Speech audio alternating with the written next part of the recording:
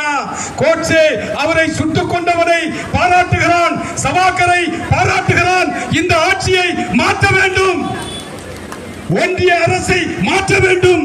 மகாத்மா காந்தியின் பேர் இருக்கக்கூடாது. ஏன்னா மகாத்மா காந்தி பிறந்தது எங்க? குஜராத். குஜராத்திலே மோடி என்ற பெயர் தான் இருக்க வேண்டும். இந்த இந்தியாவில் மகாத்மா காந்தியே இருக்கக்கூடாது என்று அவருடைய பெயரில் இருக்கக்கூடிய அந்த திட்டங்களை எல்லாம் மாற்றுகிறான். இதை மக்கள் புரிந்து கொள்ள வேண்டும்.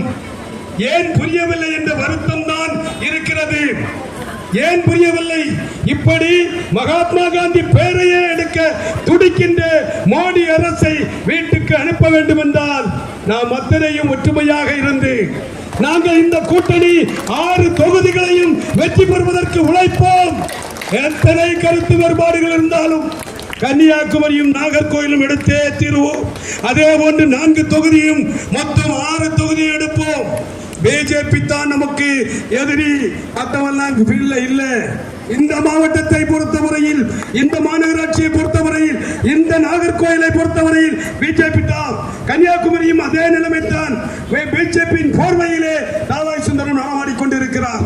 தயவு செய்து ஒன்றாக இருந்து வருகின்ற தேர்தலில் 234 தொகுதிகளில் 200க்கு மேல் தொகுதியை திராவிட முன்னேற்ற கழக கூட்டணி, நம்முடைய கூட்டணி வெற்றி பெற்றது என்ற நிலைமையை உருவாக்கி 2வது முறையாக திராவிட ஆடல் ஆட்சி நடத்துகின்ற நம்முடைய தலைவர் அவர்கள் ஆட்சி பொறுப்பிலே ஏறி 7வது முறையாக திராவிட முன்னேற்ற கழகம் ஆட்சிக்கு வர வேண்டும் என்பதற்கு ஒற்றுமையாக இருந்து உழைக்க வேண்டும்.